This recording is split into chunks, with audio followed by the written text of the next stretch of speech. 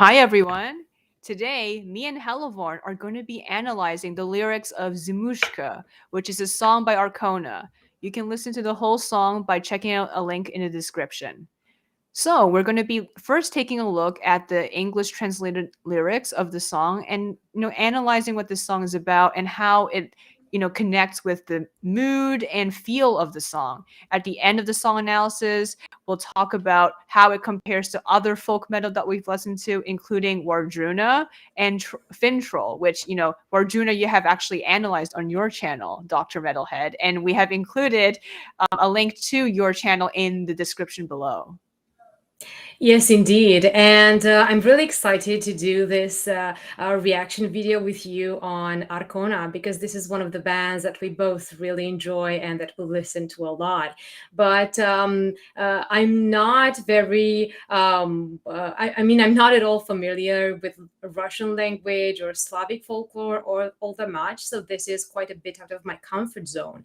But I feel Arkona's music a lot. So even if I don't usually look into the translation of the lyrics, I think that it is very timeless and very emotional, and you can sense what is going on from the music alone. Right. So to begin, Zimushka actually means winter in Russian, and I will start by reading out the first translated verse of the song. Winter, winter. So that Zimushka, Zimushka. Cold winter. Oh, winter, don't freeze. Good young fellow. So right off the bat, it's very interesting that Masha, the lead singer of Arkona, is referring to winter as a person, as a good young fellow. Yeah, that's true. So the song basically begins with an invocation of winter, and this song is, as I understand, based upon an ancient Siberian native song. So I'm not familiar with the original song, but we can see that it is very. It has all the characteristics of a folk song.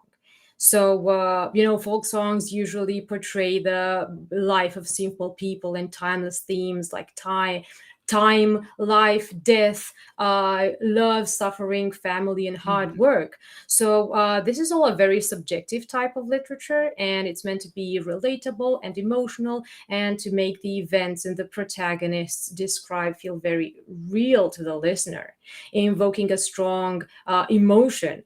So I think that this is part of why it begins with an invocation, right? It is meant to captivate attention and also have a sort of a ritualistic function, right? With an invocation of the um, um, uh, something spiritual, a spiritual entity, and uh, yes, and the young man could also refer to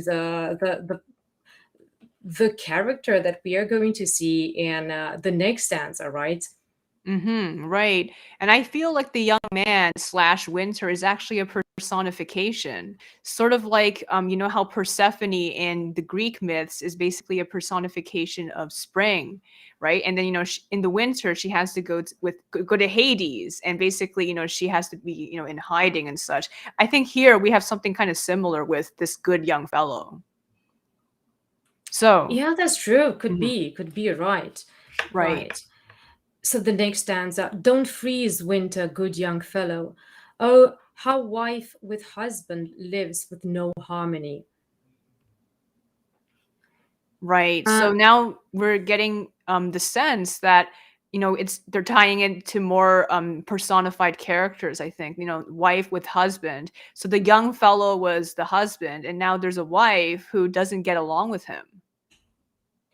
Exactly. And what is important to know about folk song is that in early societies, it was meant to be transmitted orally. So this leads to a series of characteristics, especially in terms of structure. So we see that the structure is simple, the lines are short, as we noticed, and there is a simple rhyme scheme. And we have a lot of interjections. We saw the hey or oi, the callings, right, with alliterations and repetitions for the sake of easy memorizing. So we see that the lines are repeated in each verse, right? And "Don't freeze, winter, good young fellow," here it is again, the first two lines of the next stanza. So this is how the song is structured, because repeating certain words or entire lines makes the song more fluid and more easily transmitted orally, right? So this is how the meaning of the song is revealed to us gradually through these repetitions, because we learned that there was a good young fellow, that winter was asked not to freeze, and now we learn that the fellow is in fact a husband. Right. Yes. And I did notice the repetition, and I think this also contributes to the slow pace of the song. For example, we see a lot of repetition here, winter, winter all over again, and then, good young fellows repeated a couple of times. So basically, there's a lot of overlap between each stanza, with only pretty much the last line or the last two lines of each stanza introducing new content. Exactly, exactly. So I see it as a sort of theater stage where the curtain is raising gradually, and we only slowly get to uncover the scene and see what is going on. Right, exactly. So then the next one is pretty repetitive. And it says, "How wife with husband lives with no harmony. Oh, harmony she lives not. She did not live in harmony." Indeed, so we see that the wife did not have a good relationship with her husband. And even though she didn't have a good relationship, she is asking Winter to keep him safe, which is really interesting, because I think that it shows a conflict within her, within the woman who is the protagonist, we can say, of this ballad. And this Right. this conflict inside is going to be um, the central piece of the song. Exactly.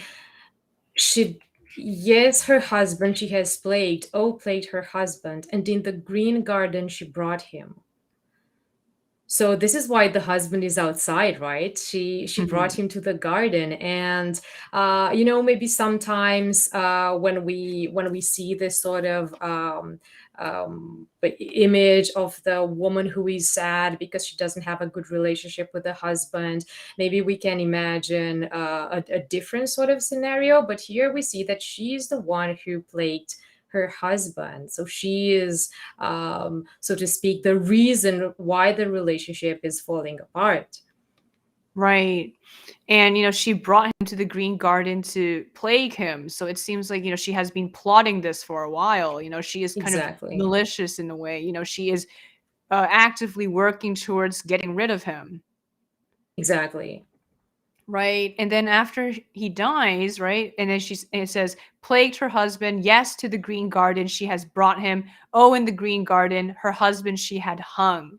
So it turns out that she had hung him in the garden. Indeed.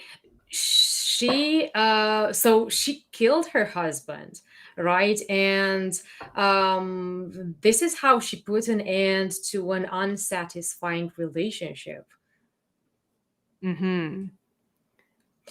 She hung her husband, alone she went home. Oh, to court she had approached, and on the bench she has sat. So we see her getting rid of his body, letting it hang, and then coming back into the house that they used to own. And she's sitting on the bench and thinking about what she has done and about their life together. Mm-hmm.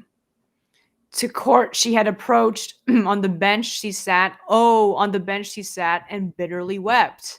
And this is actually the image of the cover of the song, which, let me produce it right now. Actually, I should copy it into the document. Yeah, yeah, yeah, Yeah, it's right. actually her sitting outside, and basically she is on a bench and she looks very sad. So I will copy it and paste it here. Indeed. So here we see the themes that are so prevalent in folk music: suffering, love, death, family, and time as well, because we see the invocation of the seasons. Exactly. So this is also kind of, like I said, ties back to the whole personification thing. So unlike Persephone, these two characters are actually not representative of the seasons, but what they're doing and the situation they find themselves in are representative of the seasons. So when she hung him, it says the green garden, right? The green gardens always repeated. So this implies that she killed him in summer or spring. But That's then when he's true. dead, it's winter, as you can see in the artwork. And at the beginning of the song, when she keeps him calling out to winter. Indeed, indeed, yeah. Exactly. On the bench she sat, bitterly wept. Oh, she's cursing her life. Once she lived with a husband. So we see that even though she was the one who brought an end to his life, also she is the one who is sad about it because she feels that without him, her life has no meaning. Mm-hmm. Exactly. She is cursing her life for when she lived with her husband. Oh, while with her husband, she was a housewife. So this implies that, she did have a purpose as a housewife, but now she's just all alone and she's not defined by this role anymore, which terrifies her because she doesn't know what she is without that role. Exactly. So it feels like she has no identity without her husband around. And well, I'm not sure what it's like in Russian, but in Germanic languages, housewife also has the meaning of mistress of the house. So a role of authority that a woman plays within the household. So now she is just a bereaved woman. Right. And I think in a lot of cultures, if someone, I guess they didn't have children because it's not mentioned here, when someone's husband dies and they're not extremely old, I think they would probably go back to live with their parents, right? Yeah, I think so. I think so. Yeah, in some cultures, yes, that is very true. Yeah. So I guess literally she would not be the mistress of her house anymore because she's lost it. And now she has to go back and live with her parents who are the owners of their household. Yeah, yeah, probably. Hmm. When she was with husband, she was a housewife. Oh, when she was with a husband, she was a housewife. So that's a repetition.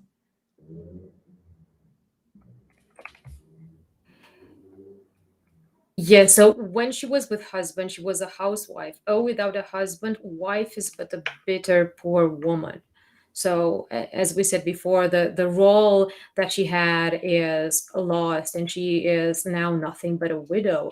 So she looks back with nostalgia upon the times that she was with him. So the green garden, like you said, is a representative of that. While he was alive, it was summer, right, or spring, and now it is winter, which represents her sadness.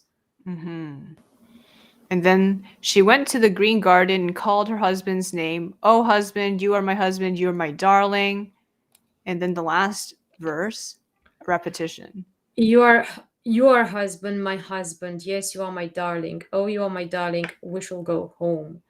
I see this as extremely interesting because she doesn't see herself as the killer. She doesn't think that she did something wrong. She just sees herself as a poor and sad widow. And of course, we can understand that she is psychopathic in our time. But since this is a folk song, I see this as a sign of predestination. So, a belief in the immutability of destiny, which was so prevalent in earlier societies, right? So Hmm. I think that she sees herself as the hand of fate in a way, right? So his death is but a consequence of his actions. Maybe we don't know if he ever did something wrong because he's called in the first stanza a good young fellow, and yet it feels like she was the one who just helped destiny fulfill itself by killing him, right? So she did love him, but she feels that she had to do it. And I think that she cries because she is disappointed that it came to this, because now she is alone, and she this was her purpose, right? Being Hmm. with him or putting an end to his life. But either way, her purpose was tied to her husband. Absolutely. It's a very interesting point about the predestination, but it makes sense because she doesn't feel a lot of guilt and it just feels like it just happened and now she has to accept it. Indeed, indeed. I really love this song, and I feel that it is so emotional, and so wonderfully transmits the sadness and the nostalgia, and at the same time very interesting psychologically, because of what we discussed, of how she doesn't really feel guilt because I think of predestination, her belief in destiny. Right. So, how would you say this song sounds in general? Do you think it sounds very thoughtful? How is its tempo compared to a lot of other Arkona or, generally pagan folk metal music? I think it is very true to authentic, so to speak, folk music. So, unlike how folk metal usually is, which is just a very contemporary type of music, only drawing some inspiration from folklore and mythology. And older poetry, I think that this is more true, so to speak, to tradition. And Mhm. I think Arcona has a lot of these songs, but maybe this is the most um, folkloric, so to speak, song that I know from them because of the structure of the lyrics. Exactly. You're right, especially with the repetition. I mean, I haven't really seen the other ones yet. I think there is a fair amount of repetition in a lot of their songs, but it varies. I mean, some of them are faster and some of them have more of a metal sound. I mean, there was Exactly. Crane and these other songs which have, especially the ones with the covers with the black and white art, those ones sound more modern. But the ones with the covers that look like this, for example, more folksy and illustraty, like illustration like, it doesn't feel as typically metal. It feels more like folk, like with only a little bit of a metal undertone. For example, the typical, electronic instruments, the beats, and that it feels a little bit metal, but it's always underneath the surface. While for something like, a lot of their other songs, and for example, Fintroll, I think we always hear the metal elements first and foremost. Definitely, definitely. I think that bands like Fintroll, Turisas, Ensiferum, and all these typical folk metal bands, I think they are more like an uh,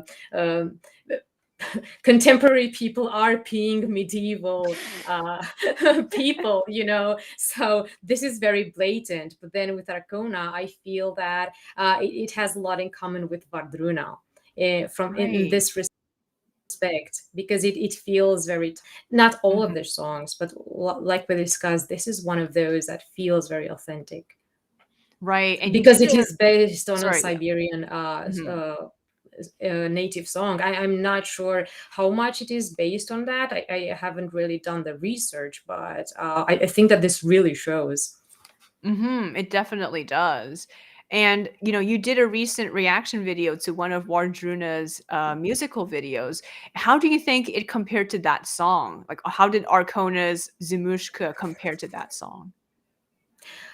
Well, definitely Arkona is more metal, even in this song, which doesn't have elements as pronounced as in their others, because Vardruna doesn't have any of the rock or metal instruments, and it only has very traditional medieval ones. Even, they make them out of bone and leather and horsehair, so everything is meant to be very authentic. So, Mhm. but lyric wise, I think that they are very, very similar because they both try to be very authentic in terms of respect to the culture they represent and to the folklore and the literature of that culture. So is Wardruna considered metal or is it a different genre?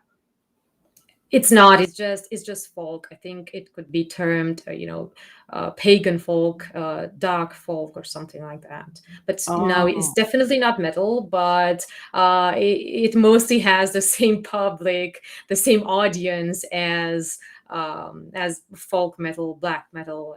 But maybe because the founders of the band or used to be in a Norwegian black metal band. I see. And because the Right. themes are so similar, and also the sound in the way it is dark and atmospheric, so Mhm. in what it expresses to the listener, not necessarily the instruments. That makes sense. How about something like Cradle of Filth? I what is what is the kind of metal that they are? Are they just considered? I mean, I know they're not folk metal. Are they gothic metal? Yes, I think they are gothic, and they started with a lot of black metal elements, but then turned towards the gothic later on. So they also draw some inspirations, not really from folklore, but from mythology. But it's a sort of a mythology which is put into words in a Victorian Gothic sort of way. So Mhm. it is quite removed in the in a temporal sense from Vardruna and Arkona. Definitely. I saw, your lyrical analysis of Cradle of Filth, and it's very complex, the language. It's very flowery, very detailed, it uses a lot of hard words. So it's very different from, the simplicity that we see in Wardruna and Arkona, which uses a very, like you said, a folk song like structure as well as syntax and word choice. Exactly, exactly. So Cradle of Filth does not do this. It is very Victorian Gothic, told by a contemporary writer. So I think it is very obvious how we can place the lyrics in our time and derive their influences from it. So yeah, it's very flowery. Exactly. But yes, this was a really great analysis, and it's really interesting to pick apart Arkona and compare it to other metal bands that you have analyzed on your channel, and will continue to analyze on your YouTube channel. Definitely. Thank you so much for having me. Yes, and after this, we're going to be recording a YouTube video that you will be posting on your channel, and it will actually have the song, in snippets. We're going to pause and then we're going to comment on it, and we're going to talk about the lyrics as we listen to the song, and it will be on your channel. Link in the description. Exactly. Exactly. Yes. So tune in, everybody. Thank you so Yep. much. Thank you so much.